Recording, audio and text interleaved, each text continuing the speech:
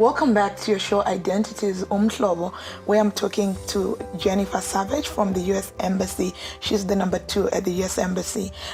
Madam Savage, before we went on break, we started talking about the issue of sanctions, where you told us that sanctions are basically targeted, because for me, as a human rights activist who's working with girls and women and the vulnerable communities, we are feeling that we feel the sanctions. And then you spoke about how these are targeted.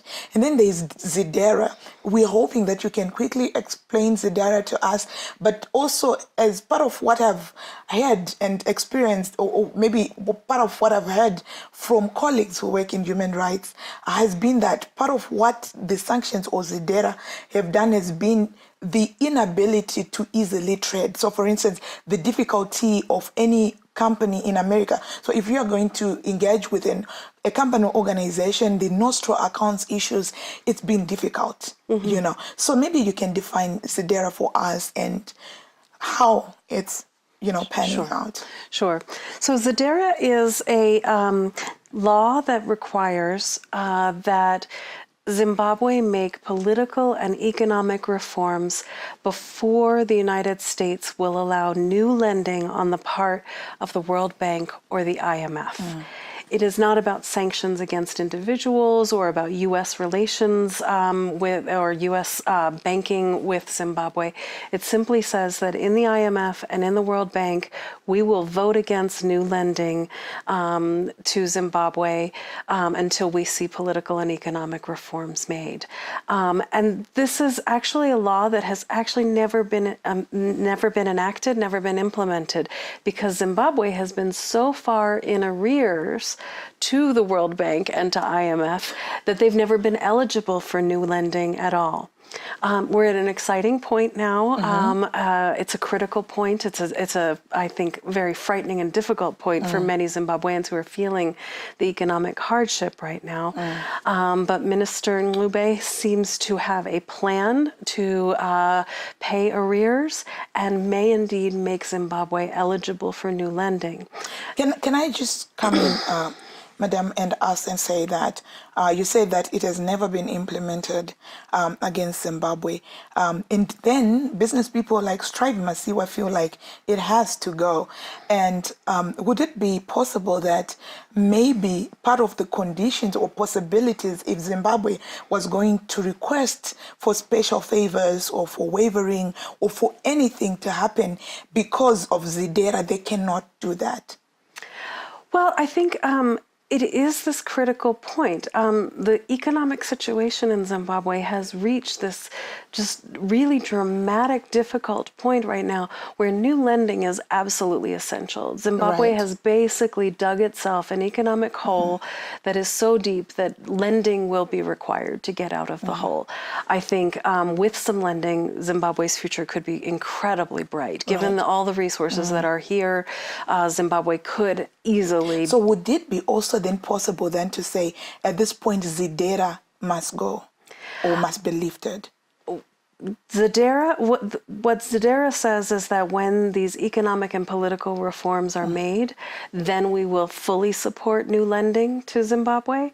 So what I would say is, rather than ZIDERA must go, the requirements for economic and political reforms are things that President Mnangagwa spoke about in his inauguration speech. It's what he spoke about at the opening of Parliament. These are things that President Mnangagwa has stated are his intentions for Zimbabwe anyway.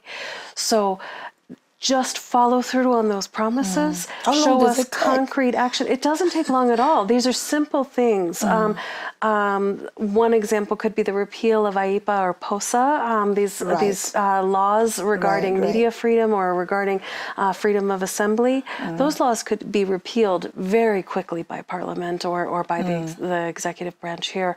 And they're simple actions, and that's all we're saying is, instead of talking about these things, and we think the government of Zimbabwe is talking about the right things that it knows it needs to do, instead of talking about them, do them. And as soon as they're done, we will be able to support new lending. The requirements of ZIDERA will be satisfied, and we will be able to support new lending to Zimbabwe. So it's not a question of ZIDERA must go. It's a question of Zimbabwe must satisfy the requirements of Zimbabwe. And hence the sanctions. Sanctions are separate. Sanctions really are separate. They're about individuals who've committed human rights abuses. And so absolutely the sanctions, anyone who is subject to sanctions can file an individual claim to ask to have themselves removed from sanctions. You started to talk about the difficulties in doing trade in Zimbabwe, and that really is a challenge as we talk about nostro accounts, as we talk about foreign currencies.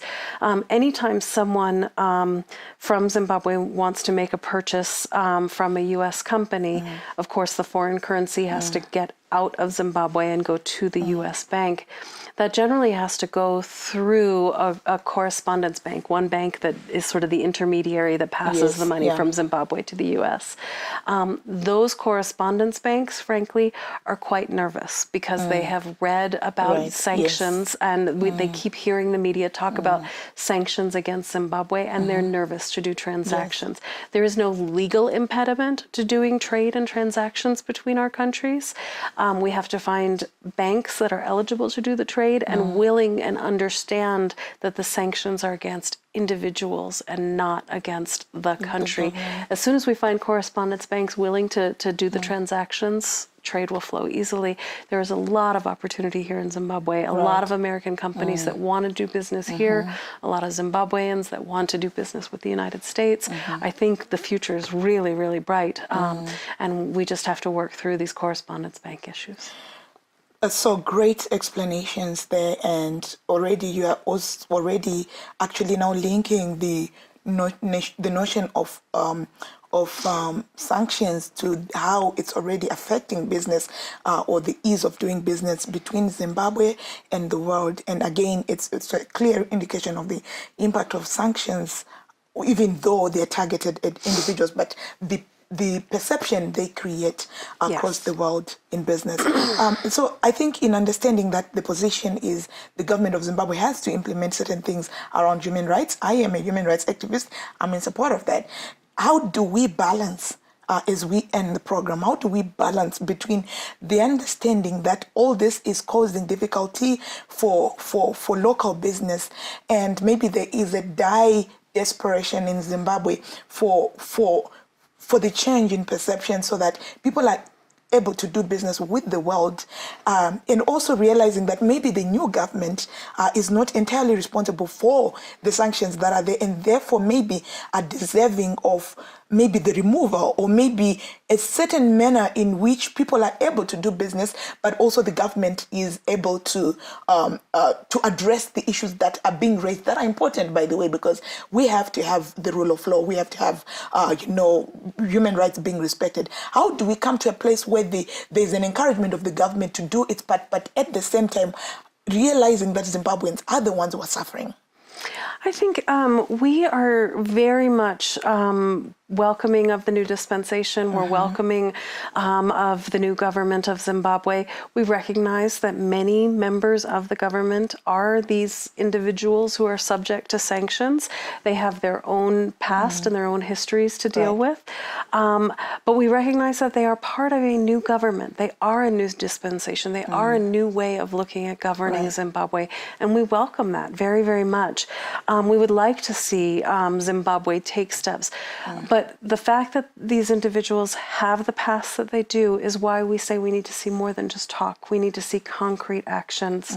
As soon as we start to see Zimbabwe follow through on the promises that its leaders have made to the people, we will be right there and ready to review our sanctions program, review ZIDERA, and ready to turn a new page. We just need to see the concrete action, and we would encourage, among those reforms that we're looking for, are human rights reforms. We're looking for a peace and reconciliation process that is active, legitimate, and truly brings some sense of peace and reconciliation to the country.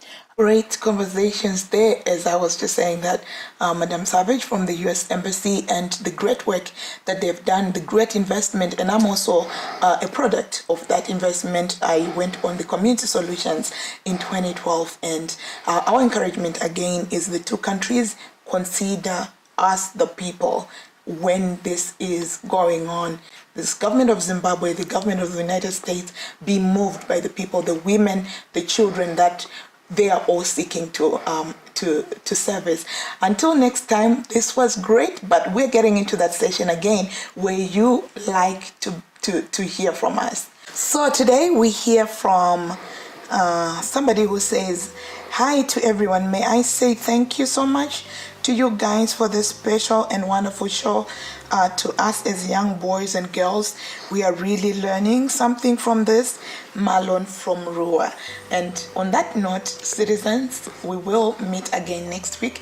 Thank you for staying on Identities. Goodbye.